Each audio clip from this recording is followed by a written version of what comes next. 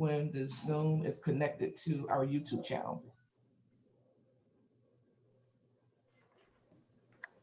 So I may be tagging, I will tag each of you on the live video once it begins.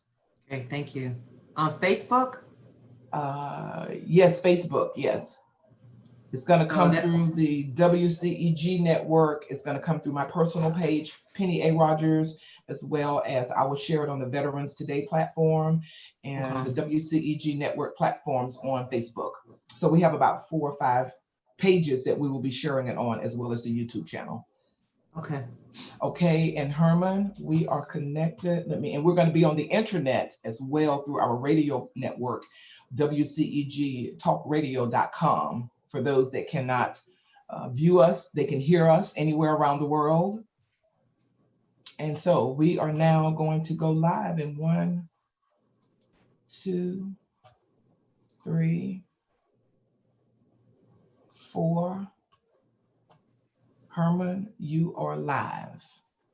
Well, good morning, Atlanta. Welcome to Veterans Today.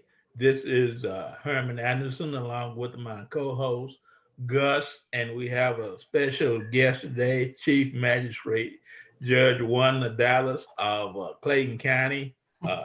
We will go through the introduction and Gus will introduce himself. Then I will welcome, read welcome, welcome to WCEG Veterans Today.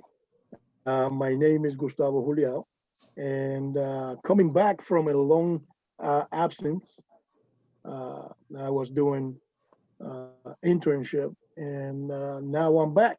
And welcome to Veterans Today, to Chief Justice, Chief Judge Wanda. Chief, how are you? I'm well. How are you, sir? Good, good. And I've missing, there's 3 of us. The 3 amigos is Anthony Aiken. Anthony is not feeling well today. So we miss Anthony. And just a little bit of information about us. We are a worldwide community empowerment group. We speak life into community. You can like us on Facebook, follow us on Twitter. You can also watch us on your smartphone or smart TV at WCEGNetwork.com. And as I said, my name is Herman Anderson, and we are Veterans Today.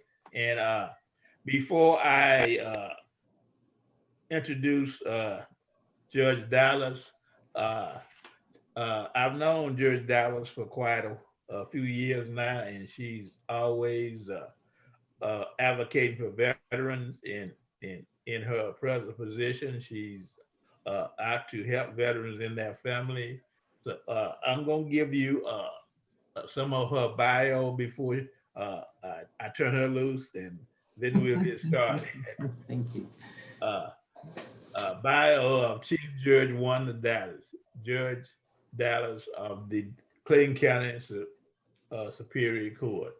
From a very young age, Judge Wanda Dallas understood the importance of recognizing the purpose. As a child growing up in Springfield, Massachusetts, she learned that hard work and perseverance could create endless opportunities. No matter what life puts in your path, your strength, your personal constitution, and behave would get you through. Early in her life, she made a promise to herself that she came from what would not determine where she would go, yet to go. As a child, Wanda decided that public service and civic engagement would be where she could make an impact. Toward this end, she headed south and settled in Atlanta, Georgia, to attend ultimate and received a bachelor's degree from Georgia State University. Followed her passion for law, and her husband, Wanda, pregnant with 4 children, moved to Tulsa, Oklahoma, where she began law school at the University of Tulsa Law School. Upon completion of law school and the invitation to return to Atlanta, Wanda began her legal career as a prosecuting attorney for the city Court of Atlanta as Assistant Solicitor General, working diligently, wanting to work their way into the position of Senior Assistant District Attorney for the Fulton County DA Office, wanting to work as a prosecutor for a total of 12 years. She also worked as a criminal defense attorney for 3 years to guarantee she understood the aspect of law. Wanda received her first judgeship when she was elected to serve as the chief municipal court judge for the city of Riverdale, Georgia. Her second judgeship was in 2006 when she became associate judge in Fulton County Juvenile Court. And in 2013, Judge Dallas received an appointment to the position of Judge Magistrate Court in Clayton County. In 2016, Judge Dallas was elected by the voters of Clayton County, receiving 68% of the vote. And as Chief Judge Magistrate, Judge Dallas is respected by her colleagues as being a compassionate, competent jurist. Judge Dallas is recipient of the Outstanding Georgia Award in 2016 and in 2020. She received the converted endorsement of the Georgia Association of Black Women Judges and also the recipient of President's Lifetime Achievement Award by President Barack Obama.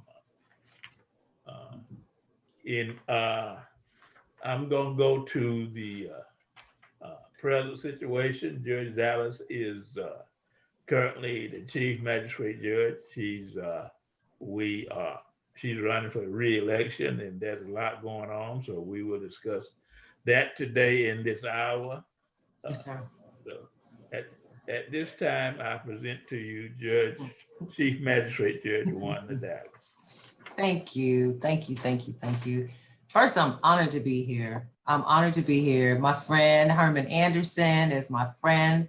I've known you since, I think, let's see, I got to Clayton County in 2013. I think I found the veterans in 2014. That is correct.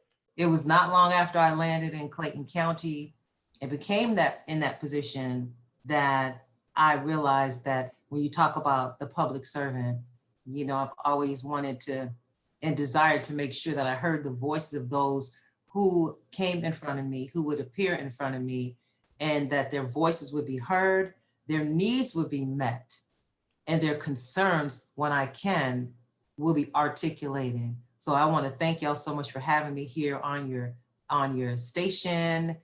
I love your logo, speaking life into the community. I think I'm going to take that because that's you're going to see Judge Wanda Dallas speaking life into the community. And that's exactly, I agree with the two of you that that's what we're supposed to do. And sometimes that life into the community is something that the community doesn't realize they need. Sometimes what you do is you listen to the voice of the community. You respond, not react. You respond to the needs of the community.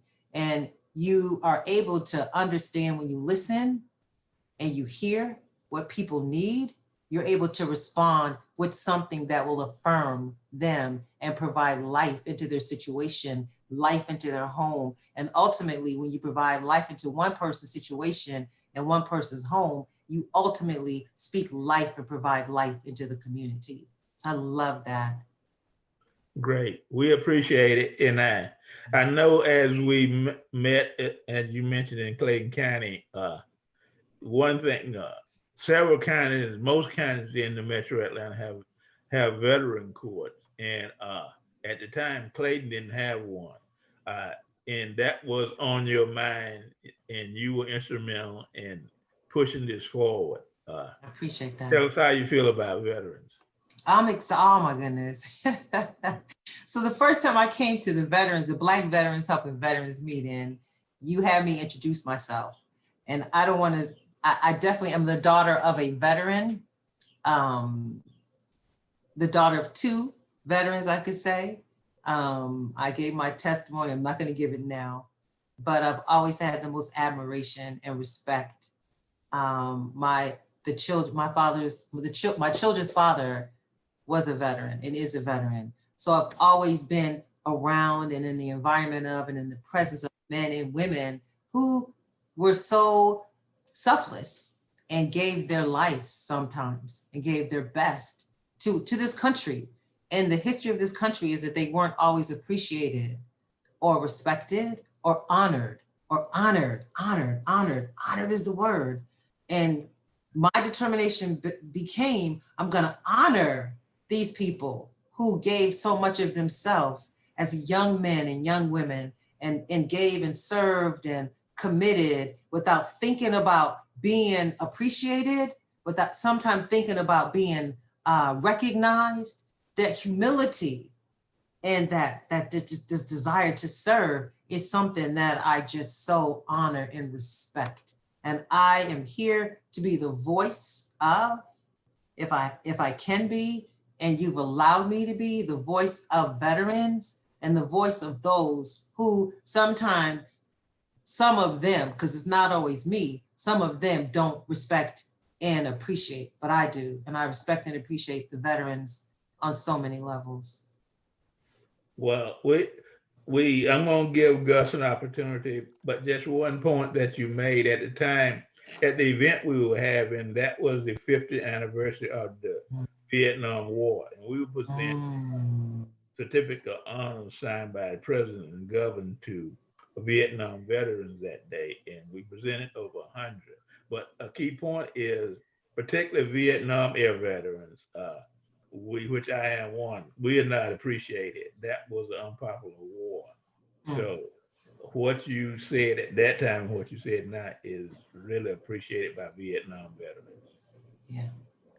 That is something that we appreciate, the fact that you appreciate, you know, what veterans have gone through and the fact that you understand the sacrifices that veterans have done and have made for the country and the way that we as a country have responded to them, not necessarily always have been the right way to do it.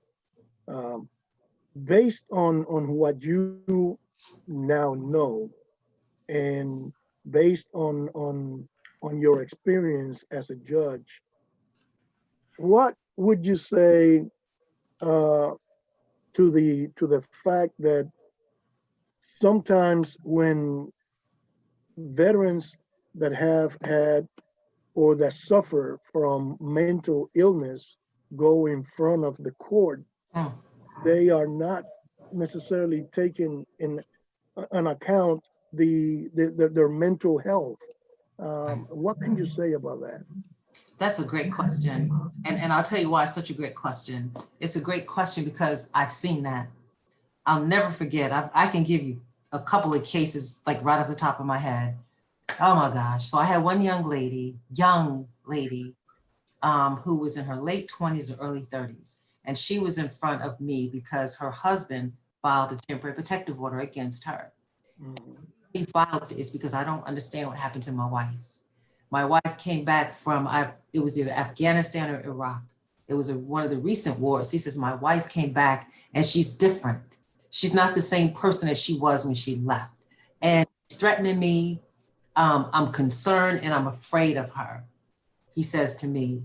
And so I look at her and what I see in this woman's eyes is a vacant stare. I see, and I'm looking at this woman who could be my daughter. And I see that she checked out. And I start talking to her to dig deep into a place where she had escaped to, with probably the memories of and the realities of a war that she did not understand the complexity that she had volunteered to go into. And like talking and pushing her a little bit to speak to me. And finally the tears started to roll down her face. And she started to talk about what she had gone through and how she knew that she was suffering from PTSD. And at that moment, I said, okay, this woman is someone who just laid down her whole family. You understand, as a woman, as a young woman, she gave something to the country and to her family that how can I give something back to her. And that's how Yeah. I look at it when I'm on the bench and people are coming in front of me, is I look into them and I try to find out, what can I do? So what I did is I structured a program, and not really a program, but what I did is I structured a way where I granted the temporary protective order, because clearly she had threatened him. She didn't deny threatening him. She had threatened him. I granted the temporary protective order, but I insisted that she go into counseling. And I insisted that they all go into counseling, the whole family go into counseling. So because I saw some things that she needed independently, but they needed as a whole, cohesive, Right. so they could move forward. And that's kind of what happens. And I've got, you know, I can tell you story after story about veterans and people that have served in our country that deserve to have more. And the first thing I say is thank you for your service. Thank you, Mr. Anderson. Thank you, Mr. Juliao. Close? Gus is fine. Gus is fine. Yes. Thank you for your service. Thank you for the sacrifice of your service. And I say thank you to all the people, the men and women who serve the country that may not seem to be serving you right now. And I would say that when I see mental illness, that is a hard thing to speak to. Counseling, psychiatrists on some level, psychologists on another level. The good thing about veterans is y'all have benefits. So you have benefits. So I can refer you to some type of treatment or some type of program or some type of therapy and counseling, and it can be paid for. And so that's the good thing. I'm like, they have benefits. So I will refer them to something to follow up on them to make sure that they're being heard. Well, that's a very good point, that we have benefits. And there's always a footnote to that, is, and that's where we ask you elected officials help, both locally and nationally, is to help veterans understand and get their benefits. Because even though we have them, we have trouble navigating the system, and we can always use the elected officials' help. Well, I tell you something, that's, if I could talk about that. When I first started coming to the Black Veterans Helping Veterans, one thing that I noticed, and I don't know if you were involved in it, Mr. Gus, or not, but honey, they would have people in the back of the room at the Riverdale Town Center. People would be signing the veterans up, come back here, because if someone said I'm only getting 30 to 50% of my benefits, these groups would help them get 100 or over 100% of their benefits. And so Mr. Anderson knows, don't come in that corner and say you're a veteran and you're not getting your benefits. I will walk off the bench. I will have called Mr. Anderson in the middle of court. I will say, I'll be right back. And I will call Mr. Anderson or give them his, and I appreciate the fact that you're so available, sir, that you've always been available. And I don't know how many people I've referred to you who might say to me, I'm not getting all my benefits. Matter of fact, I was at in someone's yard 2 weeks ago, putting a yard sign up, and he told me he was a veteran. I'm like, really? I said, are you getting all of your benefits, sir? You know, you can get 100%. And I referred this man to you 2 weeks ago. So that's kind of how I look at this as a relationship. And I'm supposed to be a resource. I'm supposed to use that bench to connect people. If I can connect the people that are hurting, that are needing, that are not understanding, if I can connect these people to the resources that help them to be heard, that help them to be understood, that help to give a voice to the voiceless, then I've done what I'm called to do. Great. Let me real quick remind our viewers and listeners that they're listening and watching Veterans Today on WCEGTalkRadio.com with network now, with Anthony C. Aiken, which is sick today, Herman Anderson and Gustavo Juliao. Like us on Facebook, follow us on Twitter, and give us a call if you want to participate in this conversation at 678-619-1402. Veterans Today. Go ahead, my friend. Thank you, Gus. Judge Dallas, I know we're dealing with COVID-19 now, and with that we were discussing before we came on the air, is there's going to be more needs for funds to deal with veterans, well, the public really, mental illness and just the stress that come with going through the situation that we are going through, both the COVID-19 and also the issue that we're dealing with as far as racial inequality. What are your comments on that? So what I can say that we're doing, I can give this information. I'll talk about COVID-19. You know, this season we're in, it seems to be a season where, this is from Wanda, this is not from Judge Dallas, but from Wanda's perspective, it seems like we were brought inside. It seems like we were made to focus more on what was happening around us. Because if you think about something, before COVID, people didn't pay attention to current events as much. They're working, they're being stressed out at work, they're being, trying to shuttle the children back and forth. And so people didn't have the same opportunity and access to information and the time that they have right now. People right now are paying more attention to what's going on outside than they used to pay attention to. And that's why there's such an awareness. It seems like there's an awareness that something has happened where people are more aware of this season of unrest. And COVID ushered us into a season of unrest. It ushered us into a season of uncertainty. It ushers us into a season of being kept away from other people, of on some levels being isolated.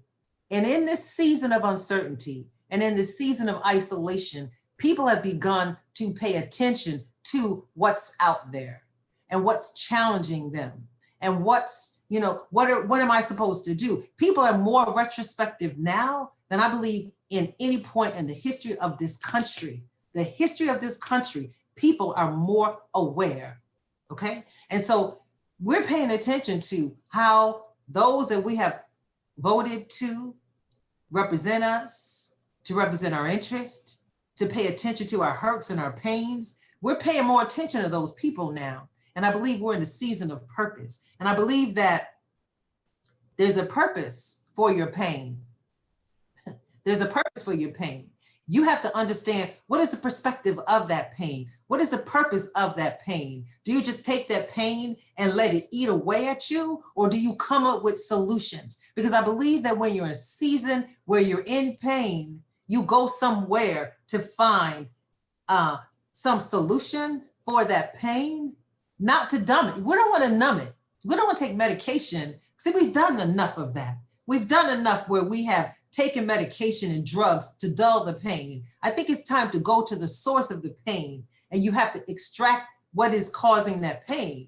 See, we're no longer gonna take medication to dull the pain. It's time to find out what is causing the pain. That's what time it is. So that's from Wanda. Now, from Super. In a country where we have right now 1.8 million people affected with the coronavirus, and 107,000 people died of it, and with an unemployment that is way up there, 40 million people unemployed, it's not time to be, taking pills to numb the pain. We gotta be woke. It's time to get up and wake up and do something about it. Yeah. It is time. Georgia right now has 49,998 people affected with COVID-19. 49,000.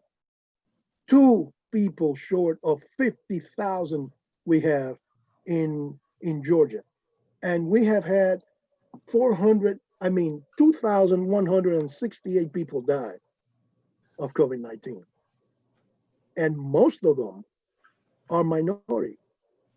Most of them are Black and brown people. So what you speak to is the disparity in health, access to health. Yep. What you speak to is the fact that you have to make sure you have someone who represents you in the State House and in the White House. Exactly. Or that you have health benefits, that make sure that when you can't afford, if you can't afford insurance, that there's some type of insurance in place where you have access to health. Because that's why it's affecting us in such a disparate way, is because we're the ones who typically don't have the same type of insurance and don't have the same access to health care as the rest. And so how do you speak to that? Well, this season, again, I'm gonna keep going back to this. This is a time where, let me tell you something.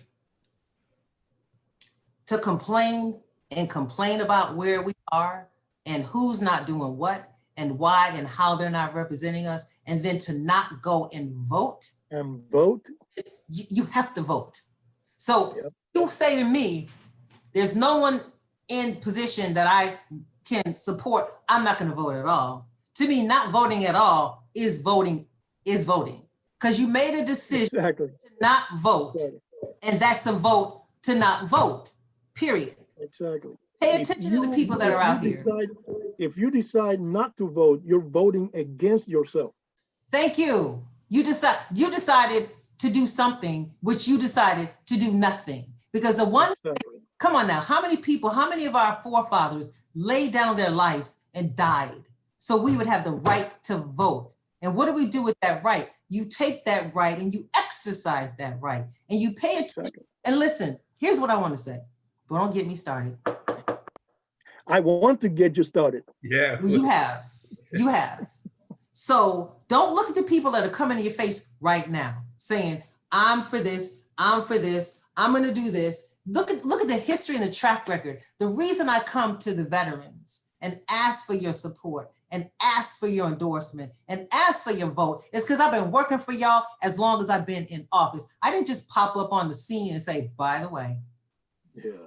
I just came. I've been doing this. When I first got to Magistrate Court, I got there in October of 2013. By November of 2014, listen to me, I was going around visiting other jurisdictions and looking at their Veterans Treatment Court. Within a month of landing in office, I understood the expectation that was on me to serve. And what you do as a servant, you serve those who have served you. So that kind of goes away from the COVID question, but it does dovetail into the responsibility of people to keep those in office that have always spoke to their pain and have always spoke to the inequities in this system and always spoke to, I want to be a voice to the voiceless. That's who you look for. So in this season we're in, goodness gracious, we're in an election season.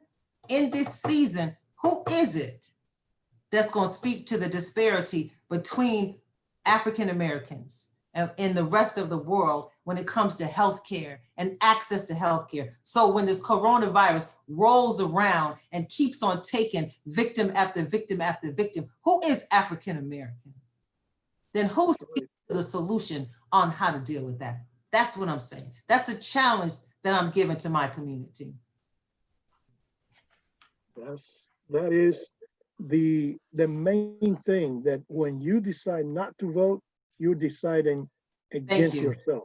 Thank you. Against yourself. When Thank you. is your election, Judge? It's Tuesday, June 9th. Praise Tuesday, June 9th. And as Judge Dallas said earlier, we need to vote the entire spectrum, the entire ticket. Yes. Local, state, and federal. It's because in November there's a general election that shouldn't overshadow what's going on June the 9th and what's have taken already with local officials.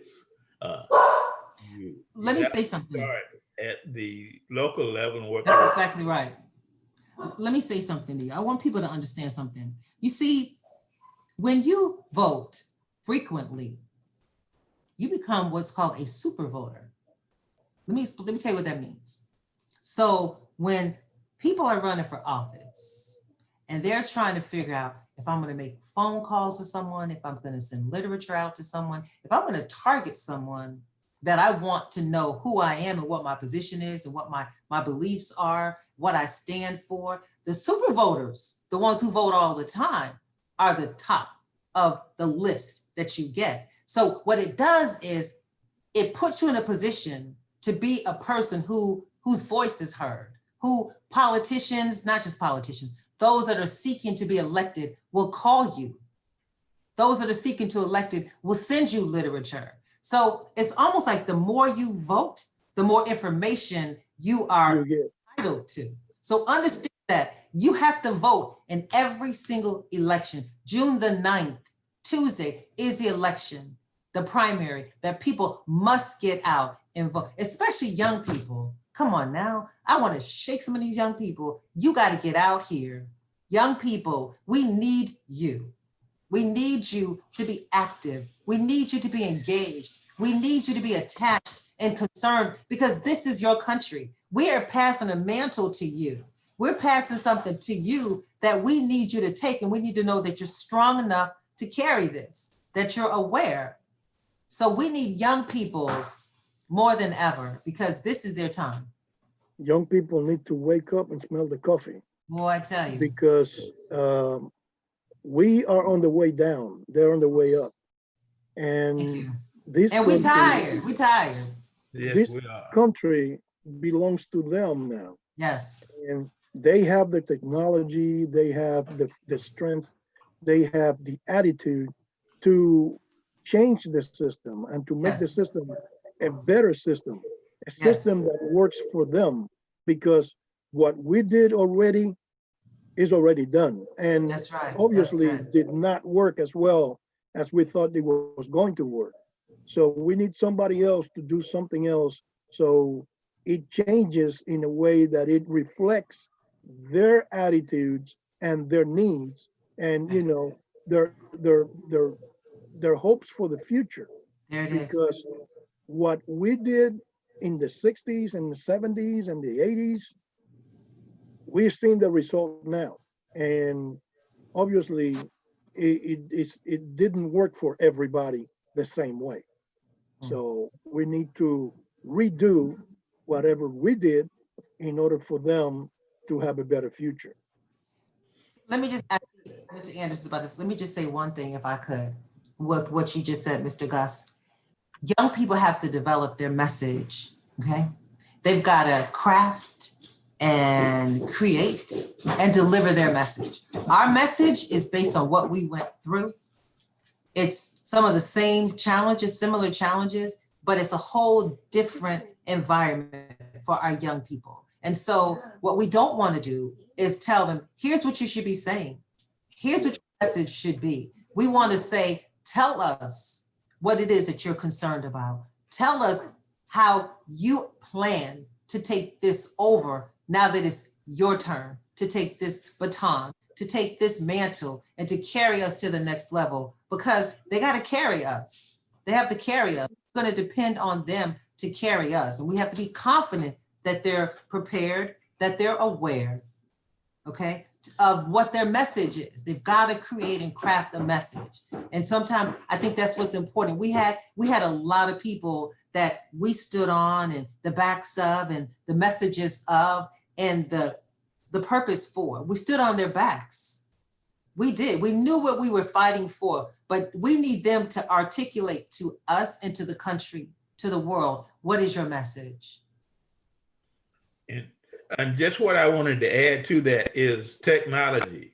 All young people and all people, we got to stay technology current, because yes, we wouldn't be able to do this without technology today. And if you get left off the superhighway of technology, we're in trouble. So you're gonna be on the side of the road on the super highway of technology. You're gonna be driving a little like a little Jeep, a 1995 Jeep, and they're gonna be flying by you in their 2020 Subaru in the highway of technology.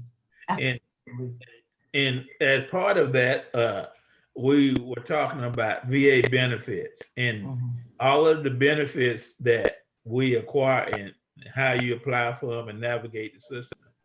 You have to be technology savvy, or you have to have someone that is technology smart to do this. because in today's environment, the VA has started back to see people personally, but for the last 2 months, everything has been done electronically through e-benefits and other electronic systems.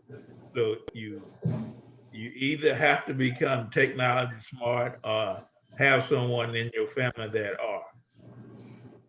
So are y'all providing any, I need to ask this, are y'all providing assistance or direction to people, to veterans that need to become? We're providing assistance and direction. Before the virus came and we were meeting physically, we were planning to have technology classes to help veterans. So that's, we're looking at doing it online now, but that's part of our vision and mission also.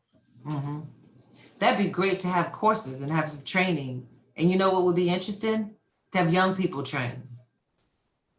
Yes. I believe there's something beautiful when you have a young person training their elder or someone who's older than them. That type of dynamic, that cannot be overstated. To have a young person train, because you know they're gaining something, and that's part of what is missing in our country right now in our society is the interaction between young people and their elders. That's missing. That was something that was so important back in the day, where you know we had this small little community in the village that we came from, and there you had your aunties and your great aunts and great uncles, grandparents. Everybody was involved in your life, and that's a little different now. So the respect that the young people have for their elders, that needs to be reinforced, that needs to be reestablished, and to have some type of a training program where young people volunteer. As a matter of fact, listen, look, so when I'm in court trying to figure out where to send someone and trying to craft up a novel little, not sentence, because magistrate court doesn't sentence, but I have people that come through county ordinance calendars, and we put them on some type of probation and give them some community service. So this is something we need to talk about. This is something we need to talk about. I mean, I just thought about this, and that's kind of how it goes is, listen, we can, you know, if you have a program, if you have some type of, it's already structured, if people already have something structured, we could send people, you know, we could send people to your program, and that will be the automatic connection between young people and those that they really need to serve. We will definitely discuss it, because we have had one discussion with Clayton State about internships being the trainees. So we are in the planning stage. Yes, that's amazing how things just happen like that, isn't it? It is great to be able to talk to someone that is in a position where, you know, that she can do something about it, that she can do something to help the community. And in this case, we're talking, you know, about you, because you have not only the resources, but you have the authority to dictate certain things to people that otherwise would be probably lost in the system and misguided in the system to a place where they may come out on the other end worse than when they came in, you know. Can I say something, Mr. Gus? Sure, ma'am. So people don't care how much you know until they know how much you care. Yeah. And I think that is what pushes me to do this. As a judge, it's not the authority that makes me feel that I can force people into doing things. It's the compassion, it's the connection, it's the care. So I've had people say before that have come into my courtroom, I mean, I respect the position, I respect the bench immensely, and I'm grateful, so grateful that I'm allowed there. And I say allowed because I have to say, as a Christian, I believe that God put me there because he knew how humble I was. He knew that nothing would ever change me. No position, no court authority would ever change who I am, just as a servant. And so when people come into that courtroom, I pay attention to what's happening and I ask them, what is it that you need to be whole? What is it that you need to not come back in front of me? Because in my courtroom or in the other courtroom, this may not go your way. And you never want to put yourself in a position where someone else can dictate your future or dictate your destiny. You understand me? It's about destiny right now. And so saying that is to say, to your point of the authority, I don't see it that way. I hear you and people look at it that way, but I use that bench. I use the bench to make sure people come out of my courtroom better than when they came in. You know, I don't take it for granted. I don't think that there's so much I could say. I believe everybody has a gift. Everyone has a gift. Your gift may be your hands. Your gift may be that you're able to put things together and take things apart. That could be your gift, okay? Mr. Anderson, your gift could be that you have an ability to speak to people, that people trust you, that people lean on you, that you have this counseling gift. That could be your gift. My gift could be the brain or whatever, but my gift is no better than anybody else's gift. The key to living a certain type of life is looking for everyone's gift and taking that gift and saying and finding out how can you take that gift to make first your life better and then other people's life better. And that's kind of how I look at it. When people come in front of me, you know, what do you do? What do you see yourself doing? If you could do anything in your life, what would it be? And young people, did you graduate from high school? If not, why? What do you see yourself doing when you graduate? Because I'll make you get into a GED program. You will graduate from high school. If you thought about going into the military, then let's make sure that your record reflects the fact that you are eligible to serve. So there's so many things that go into this that when you put everything in, let's make sure we have someone that comes out that is healed and healthy and whole. This question it's been running through my mind while you were talking. And in my lifetime, I've spoke with and listened to a lot of people that are in elected positions and had a conversation with them. What I like to create models, guidelines as to how to do things. And you are one of the most elected officials that I'm real comfortable talking to and listening to talk. Wow, thank you. What you would say to anyone that if you're dealing with your city councilman, your county judge, state senator, a congressman, what would be your approach to being comfortable talking with that person and feeling that you're having a meaningful conversation and you listen to each other? Okay, so let me say this to you. If I have someone who approaches me, they send me an email or they find a way to get in touch with me and they're angry and why isn't this done this way? You could have done this, and they're negative. I'm going to try to reply to you, but I feel like I've already started with your opinion being something that's negative. What I would say is, listen, I'm trying to understand this.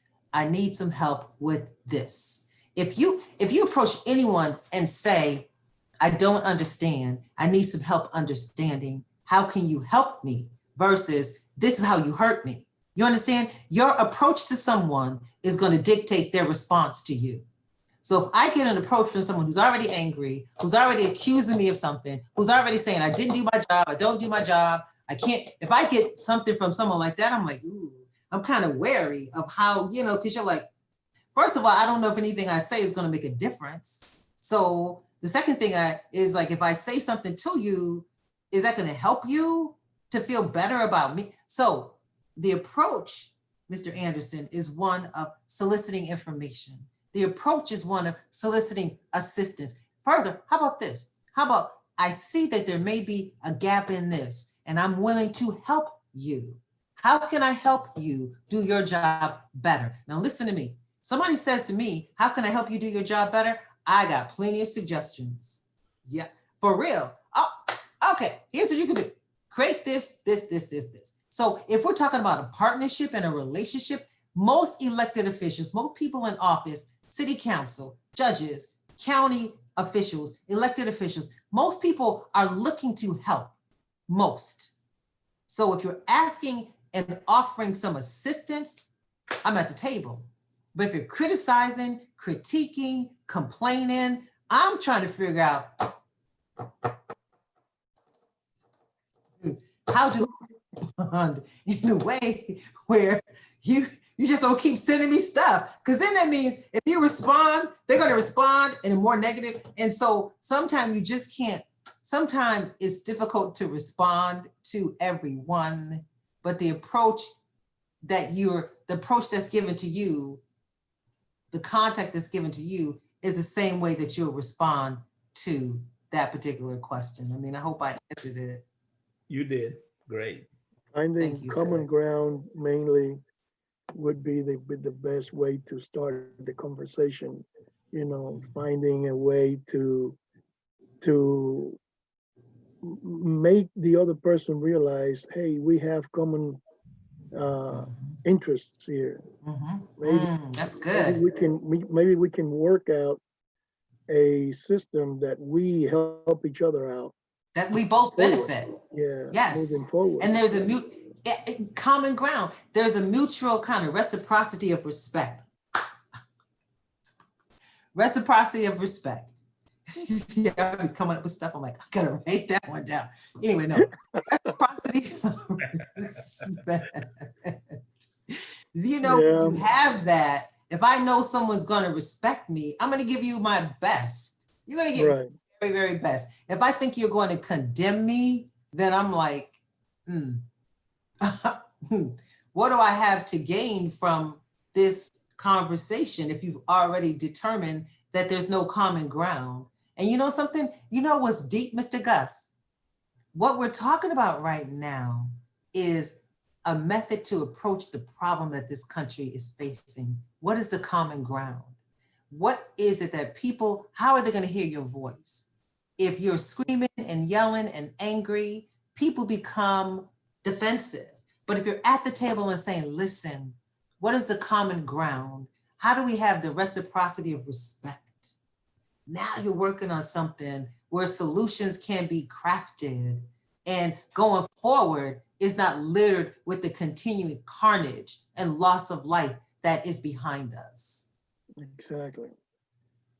But But throughout our history, and always it's been said that whatever you say before the but doesn't it doesn't matter anymore. I know. But the thing is that throughout our history, we have tried to do that before, and we haven't been listened to.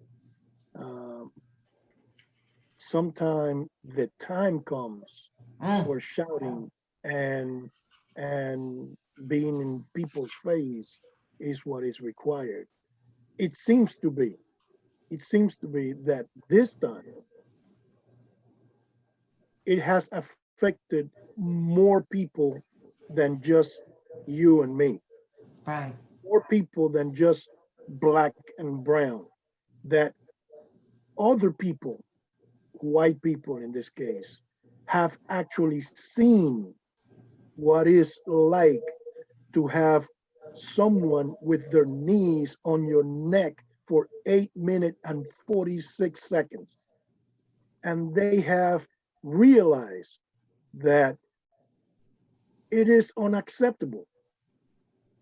They saw this lady in Central Park call the police and say, you know, I have an African American that is threatening me and threatening my dog when when it wasn't happening, just because she did not like what the gentleman was saying, please leash your dog because it's going to attack the birds, you know. And people saw this. People saw for the first time in real life what other people are doing to a segment of the population in this country. Yep. The You world is know, watching. The world is watching. the world is watching and Mhm. the world is responding to this kind of stuff, you know. And that's where change comes. You see, change is not going to come when the same voices that have been shouting for 400 years, those same voices that have been crying and shouting and being refused to be heard. The world, I don't know how the world turned their back on the 400-year legacy that we as African Americans have gone through. Um, and maybe this is the time and this is our season for change. Um, I don't know if it takes the shouting and the pushing back and the tired of being tired. I don't know. I wish I knew, because I would be outside somewhere all over the place sending Right. a message. But the world is watching and we're tired. We're tired. We're tired. Yeah. We're tired. And I think there's something about the social media aspect of everything. I think that there's something about, you see things faster than you used to see things, and it's no longer one person's word against another person's word. It is now evidence. This is Right. evidence. You got video footage now, you got cell phone footage and cell phone video of things that are happening. And there's no way you can turn your back on this anymore. There's no way you could say that he was being antagonistic and he was being violent. He posed a threat. There's no way to say that. There is no way that you can say There's no that. way. So evidence is something that you can't get around. And the court of popular opinion Mhm. and the jurors who sit and watch these trials, the jurors being the people in the world that is watching how we respond to this continued travesty, that's what we need to focus on. The world is watching. The time is running out. Let me give out a few numbers for our veterans. The Veteran Crisis Line is 1-800-273-8255. Again, 1-800-273-8255. The White House hotline is 1-855-948-2311. 1-855-948-2311. The Women Veteran Hotline is 1-855-829-6636. 1-855-829-6636. And the Homeless Veteran Hotline is one other number I will give you. In the Homeless Veteran Hotline is 1-877-424-3838. And the other number that we normally is important if you're getting in the system is to get a copy of your DD-214, and you can do that through your state, Georgia Department of Veteran Affairs, or South Carolina Department of Veteran Affairs. They all have, Georgia has about 13 locations here in Atlanta and 30 throughout the state. One of the locations here in Atlanta for the Georgia Department of Veteran Affairs is 404-656-5940. It's 404-656-5940. And if all this failed and you have to go through the National Archives to require your service records, that number is 314-801-0800. 314-801-0800.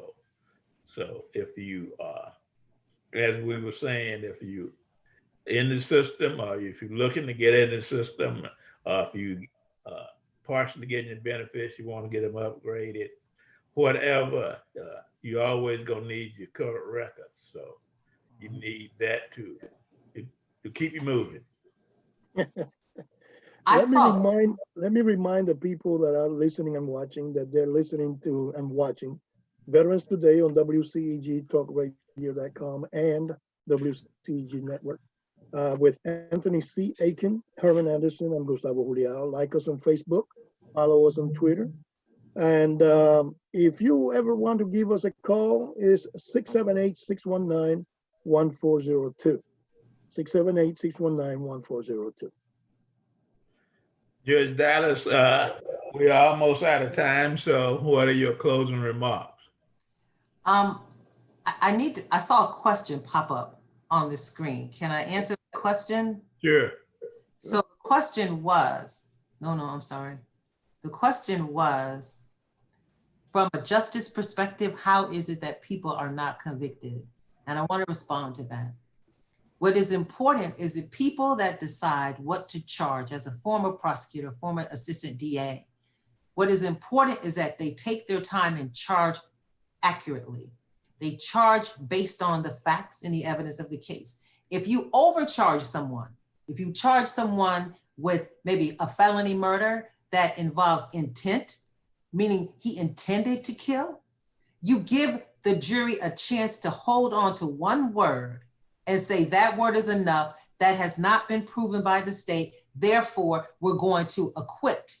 So it's important that the people that charge these cases, they take the time, they look at the evidence, they look at the autopsy report, and they charge the case based on what they see, not based on what they're pushed by people to charge and how to charge. So it's so critical that the charges speak to we may feel a certain kind of way, we may think it happened a certain kind of way, but you gotta look at what was his intent. And that's when it comes to when you talk about charging people with murder and you talk about charging a police officer with someone's death, you've got to charge it accurately. And I'm not saying that I stand behind, as a judge, I can't have an opinion. I'm simply speaking to how you charge a case. Because the question was about people not being convicted because a jury has to be unanimous. Okay? Have one person hold out. If you have a 12-panel jury and one person, all it takes is one person to hold out on that jury, then they will not, that is called a hung jury. And there will be no conviction. So I wanted to answer that question because I heard other people asking about that. And to close, I just thank y'all for having me here. Let me say this. If anyone wants any more information about me, I've got my website is judgedallasspeaks.com. That's judgedallasspeaks.com. You can read up on me and kind of research me and make sure that I am the right person for the job. I'm telling you, I am the right person for the job. I'm telling you, I will continue to serve you, but I want you to know that as well as I know that. By talking to you today, we have realized, although we already knew, that you were the right person for the job. Thank you. So we just want to let other people know that on the 9th of June, they need to go and click for Wanda Dallas. Wanda Dallas. Chief Judge of Magistrate Court of Clayton County. Magistrate Court of Clayton County. Don't lose me on that tab on the ballot. Don't lose me on the ballot. Yep. Thank you. This has been great. Thank you so much, y'all. Wow. Thank you, ma'am. Thank you. And we really enjoyed it. And it's really, we lived up to our commitment. Were you not sure, Mr. Anderson? I know you.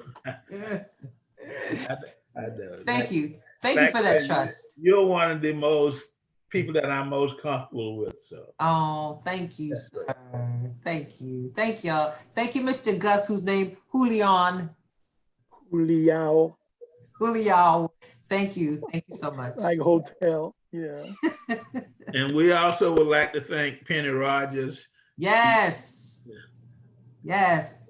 The Kahuna. woman in the back. Yes.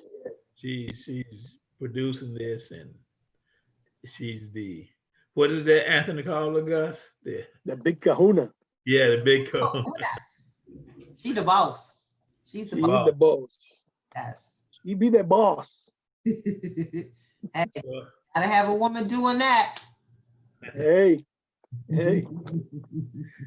So with that, I believe we're out of time. So we want to thank Chief Magistrate Judge Wanda Dallas for providing us good information on this show for Veterans Today. And we encourage all veterans and non-veterans to go out and vote on Tuesday. With that, have a safe weekend. You too. Have a safe weekend. Thank you. Thank you. Thank you. Y'all as well. Thank you so much. Bye-bye. Bye.